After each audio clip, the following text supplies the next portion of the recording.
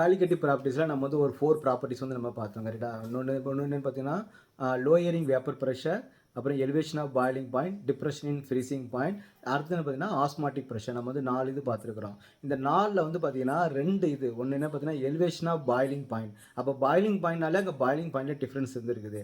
அப்போ அங்கே டெம்பரேச்சர் வந்து நமக்கு வந்து சேஞ்ச் இருக்குது. இன்னொன்று பார்த்தீங்கன்னா டிப்ரெஷன் இன் ஃப்ரீசிங் பாயிண்ட், அதுவும் நமக்கு எனக்கு ஃப்ரீசிங் பாயிண்ட், அங்கேயும் நமக்கு வந்து டெம்பரேச்சர் சேஞ்சஸ் வந்து இருக்குது. அப்போ எங்கெங்கெல்லாம் நமக்கு வந்து டெம்பரேச்சர் சேஞ்சஸ் இருக்குதோ அங்கெல்லாம் நம்ம என்ன யூஸ் பண்ணக்கூடாது, மோலாரிட்டி கேபிட்டல் எம் வந்து யூஸ் பண்ணக்கூடாது. ஏன்னா காலிகேட்டிவ் ப்ராப்பர்ட்டின்றதே கான்சன்ட்ரேஷன் டிபெண்ட் தான். அப்போ கான்சன்ட்ரேஷனை பொறுத்து நமக்கு வந்து காலிகேட்டிவ் ப்ராப்பர்ட்டி நமக்கு வந்து சேஞ்ச் ஆகிட்டே இருக்குன்றதான் பார்த்துருக்கணும் இல்லையா. அப்போ நமக்கு வந்து கான்சன்ட்ரேஷனுக்கு நம்ம வந்து என்ன டேம் வந்து யூஸ் பண்ணணும் பார்த்தீங்கன்னா இந்த ரெண்டுக்கு நமக்கு வந்து மொலாலிட்டி தான் நம்ம வந்து யூஸ் பண்ணணும். ஆஸ்மாட்டிக் ப்ரெஷர்ன்றது என்னது, ஒரு வாட்டர் மாலிகுல், ஒரு சால்வெண்ட் மாலிகுல் வந்து நமக்கு வந்து பெனிட்ரேட் ஆகி உள்ளே போகிறது தான். அங்கே நமக்கு வந்து டெம்பரேச்சர் வந்து சேஞ்ச் ஆகவே ஆகாது. இந்த ஹோல் ப்ராசஸும் நமக்கு வந்து ஒரே டெம்பரேச்சர் மட்டும் தான் நமக்கு வந்து இருக்கும். அப்போ டெம்பரேச்சர் நமக்கு சேஞ்ச் ஆகலை அப்படின்னா நம்ம என்ன பண்ணலாம், கேபிட்டல் எம் மோலாரிட்டி வந்து நம்ம வந்து யூஸ் பண்ணிக்கலாம். அப்போ ஆஸ்மாட்டிக் ப்ரெஷரில் நம்ம எப்போவுமே வந்து கான்சன்ட்ரேஷன் மோலாரிட்டி கேபிட்டல் எம் வந்து யூஸ் பண்ணணும். அதே மாதிரி பார்த்தீங்கன்னா depression in freezing point, elevation of boiling point, இந்த ரெண்டுக்கும் நமக்கு கேபிட்டல் எம் மோலாரிட்டி யூஸ் பண்ணக்கூடாது.